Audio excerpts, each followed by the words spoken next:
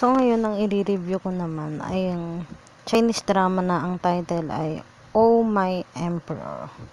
So, actually the reason why I decided to watch this Chinese drama is because of Eternal Love.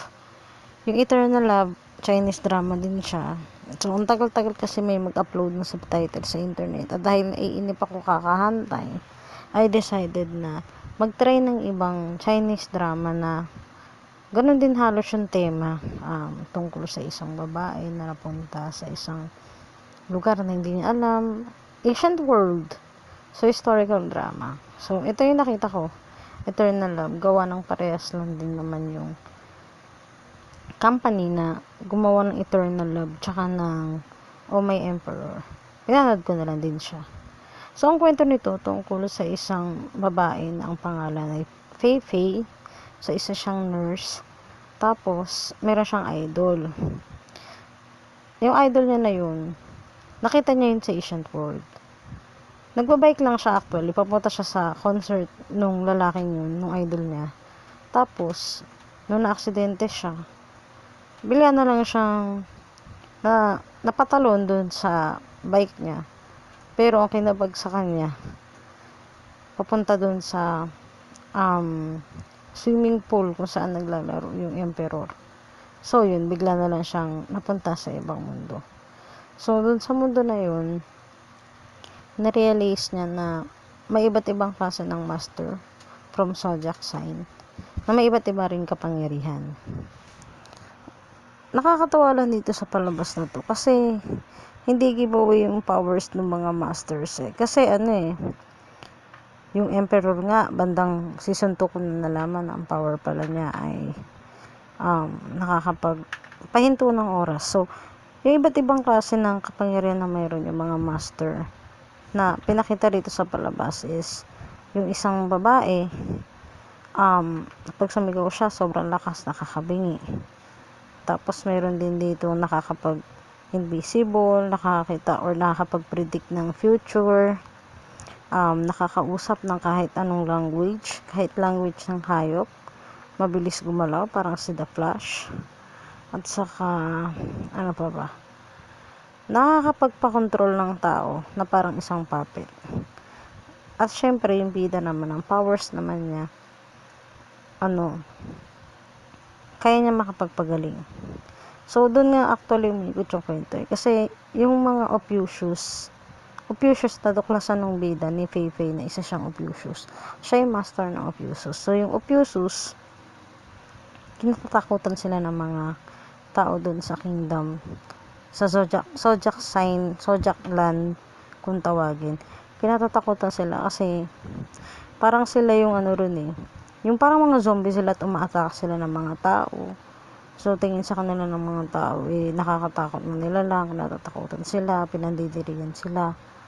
Yun. So, pero at the end of the day, nalaman din ng lahat na hindi naman pala sila masasama, yung mga Ophiuchus. Yung master nila noon, na-frame up lang.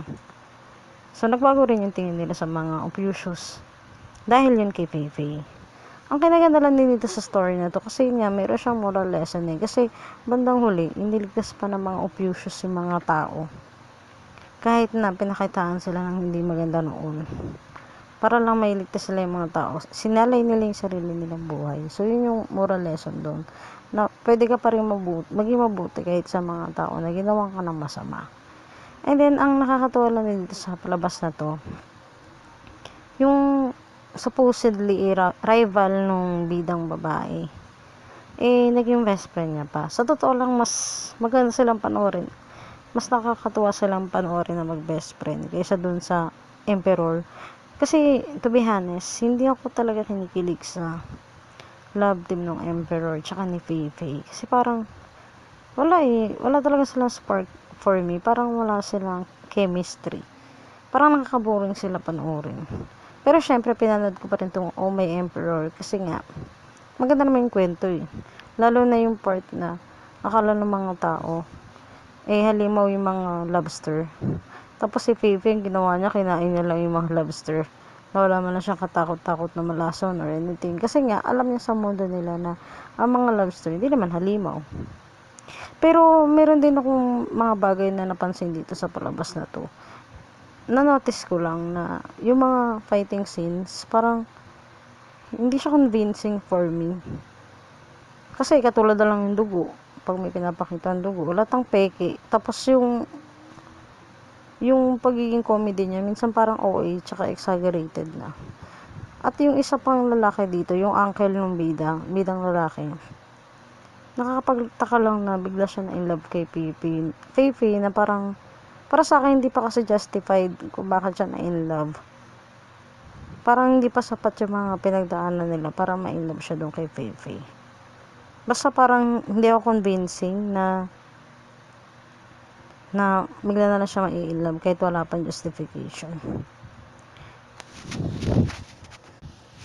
Then yung ending naman, sa bandang huli kasi dito, yung emperor, bigla siya napunta dun sa mundo nila Fei-Fei. Tapos ang akala ni Fei-Fei, yung Jan Cheng, yung idol niyang artista or singer, yun yung siguro reincarnation nung emperor. Pero it turns out na mayroon pang isang kamuka yung emperor sa mundo nila. I don't know kung kambal ba yun ng Jan Cheng kasi hindi naman sinabi, hindi na pinakita yun dito sa palabas. Pero sa tingin ko kakambal nga yun ni Jan Cheng. Pero may possibility rin naman na baka nag-time travel kasi hawak pa rin ni emperor yung kitchen na ibinigay sa kanya ni Fei-Fei noon. So I think pwede rin na possibility na nag-time travel siya. So yun, hindi na masasagot yung tanong na yun kasi nga wala naman ng season 3. Pero ito siguro hindi ito masyadong perfect yung story nito. Minsan OA din, tsaka minsan nakaka-boring din panoorin. Pero kung late lang naman ng palabas ang gusto mo panood, pwede ito sa'yo. Siyempre masasuggest pa rin naman siya. Tsaka nakakaaliw pa rin naman panoorin. Kaya try nyo na lang din kung gusto nyo lang ng light na story. So thank you sa pakikinig. Subscribe naman kayo sa channel ko. At kung gusto niyo pa ng mga review, pwede nyo lang din i-check yung mga videos na naka-upload dito sa channel ko. Thank you for listening. See ya!